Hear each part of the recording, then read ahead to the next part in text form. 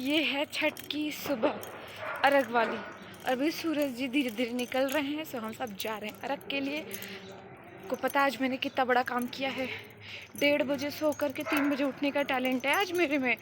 आज मैंने ये काम किया है और सबसे ज़्यादा काम जल्दी भी उठी हूँ, काम भी ज़्यादा किया है और घर से सबसे लेट निकल रही हूँ, वो भी लास्ट रही मम्मी का काम करती हुई। हर हर महादेव फ्रेंड, सुबह वाली अर्घ में आप सभी का स्वागत है। और ये देखो कितना प्यारा व्यू था छठ घाट का सुबह का।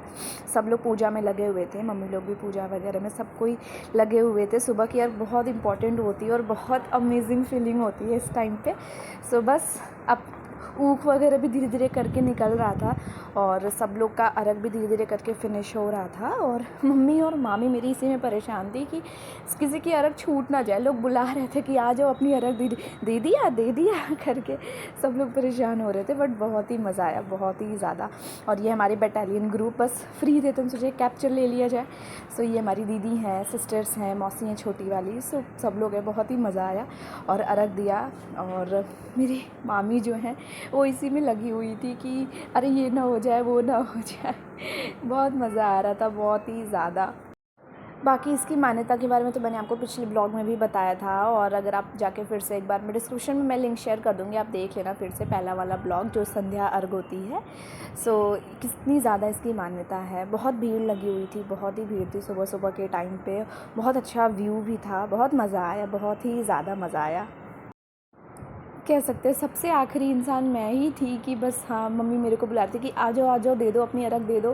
फिर थोड़ा बहुत काम में इंसान लग जाता है ना यार, इसलिए इतनी भीड़ भाड़ में हो जाता है। जब एक बहुत सारी फैमिली इकट्ठा होती है, बहुत सारे लोग हो जाते हैं तो मज़ा तो आता ही है। तो थोड़ी सी काम वाम को लेके भी इंसान बिज़ी हो जाता है। तो बस मैंने भी अपनी अर्घ दी, अर्घ ख़त्म करी। वैसे इसमें क्या होता है ना कि आपको ये जो कच्चा दूध और गंगा जल का मिक्सचर होता है, ये आपको 5 बार में करके जो व्रत होते हैं उन पे, उनकी जो फल का जो सूप होता है उस पर रखना होता है।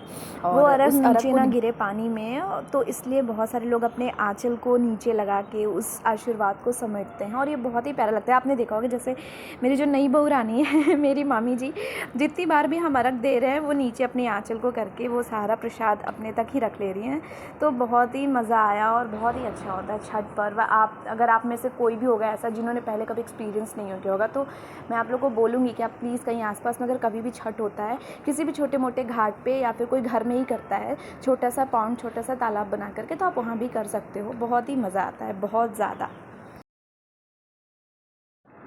पूजा अर्घ सब कुछ ख़त्म हुआ। सब लोगों ने सूरज देवता जी को जल भी दिया है और मैंने ज़्यादा क्लिप नहीं ली है, सिर्फ छोटी सी ही ली है। और जल देने के बाद फिर सब लोग अपने घर की तरफ निकल रहे थे। धीरे धीरे करके छठ घाट पूरा खाली हो रहा था। और ये देखो ये कलश कितना प्यारा लग रहा है, बहुत सुंदर लग रहा था देखने में।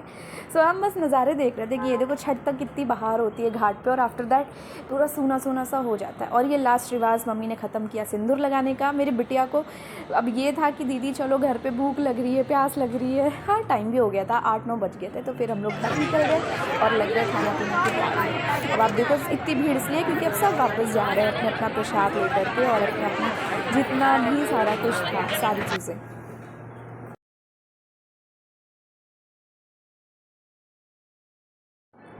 एक जो रीति है, एक ये भी है कि जैसे छठ से बाद मम्मी लोग, आई मीन जो लोग भी फास्ट होते हैं वो घर में जब आते हैं तो घर की एक बार पूजा होती है द्वार पे, उसके बाद ही सब लोग घर में प्रवेश करते हैं। तो यहाँ पे सारा कुछ हवन वगैरह हुआ है। थोड़ा सा हवन वगैरह होने के बाद मम्मी लोगों ने पूजा किया। पूजा करने के बाद यहाँ पे ना एक रेड कलर का होता है, उसको चिपकाते हैं और अपने हाथ की छाप लगाते हैं।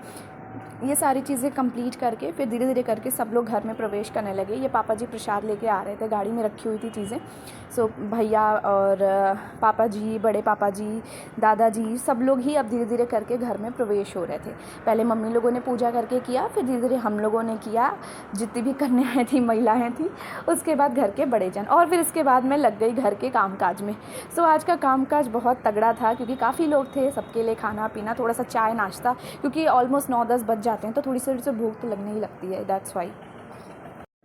बीच बीच में डिस्कशन हो रहा था काम कहाँ से शुरू करें, कहाँ से ख़त्म करें, पहले चाय, पहले खाना, पहले सब्ज़ी, बहुत सारा कन्फ्यूज़न था। बट हाँ, इतने लोग थे तो किसी ने सब्ज़ी काट दी और फिर किसी ने थोड़ा बहुत काम कर दिया। मुझे तो अब ऑलमोस्ट आज का जो था वो मेरे लिए किचन डे ही था। थोड़ा सा खाने पकाना, हेल्प करना लोगों की और बर्तन धुलना, यही मेरा फेवरेट काम था आज के लिए और मैं यही कर रही थी। फिर मैं यहाँ पे चावल का पानी अंदाज़ रही थी कि कितना पानी होना चाहिए, क्योंकि जो लोग घर में नए हैं उनको थोड़ा सा आइडिया नहीं होता ना, बट हम तो घर के ही हैं तो फिर थोड़ा सा पता होता है कि हाँ इतना कर लेंगे तो बेटर होगा। उसके बाद सारा बर्तन वगैरह क्लीन करके और धीरे करके सब्ज़ी वगैरह धुला और सारा काम घर का जितना भी किचन डे होता है वो मैंने धीरे धीरे करके कंप्लीट कर लिया। आई होप आप थोड़ा सा बोर नहीं हो रहे होंगे, इन्जॉय तो कर रहे होंगे, बिकॉज़ ये बहुत ही इन्जॉयफुल डे होता है। इसमें आप कह सकते हो कि इन्जॉय भी करते हो, काम भी बहुत होता है, थोड़ी सी भाग दौड़ भी होती है, तो लेकिन मज़ा तो बहुत ही आता है, क्योंकि घर में जब नानी के घर, दादी की और बाकी की पूरी फैमिली इकट्ठी होती है तो बहुत मज़ा आता है। हालांकि मेरी कुछ फैमिली इकट्ठी नहीं भी हो पाई थी ड्यू टू जॉब, या आप कह सकते हो कि बहुत डिस्टेंस होने की वजह से, बट कोई बात नहीं, मज़ा तो बहुत ही आया।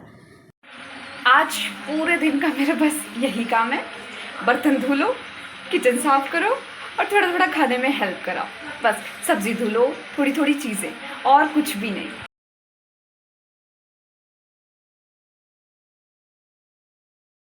सब्ज़ी बन चुकी थी हमारी और ये हमारे घर की ऑर्गेनाइज़र, सारे फंक्शन की हेड यही थी, सारी चीज़ें मैनेज करना, सारी चीज़ें बताना क्या कैसे, मम्मी की हेल्प करना, हम लोग की थोड़ी बहुत चीज़ें गाइड करना, सब कुछ इन्होंने किया थोड़ा सा।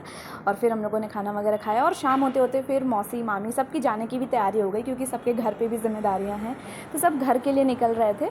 और फिर मैं काफ़ी थक गई थी तो दादाजी ने पैर दबाया थोड़ा सा।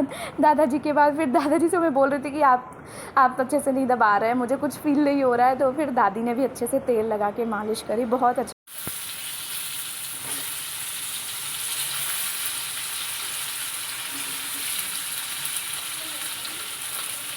अभी बज रहे हैं 7, तो दिन भर मेरा जैसा कि मैंने कहा था वैसे ही बीता, बिल्कुल खाना बनाना, खिलाना, और भी लोग थे हेल्प करने के लिए, बट हाँ इसी में बीता, किचन को ही लेकर के दिन भर बर्तन धुलना। अभी 7 बज रहे, अब चल रही हूँ, शाम का खाना बनाऊँगी, फिर बर्तन धुलूँगी और फिर सो जाऊँगी। सो आज का जो छठ रहा वो इस तरीके से मेरा ख़त्म हो गया।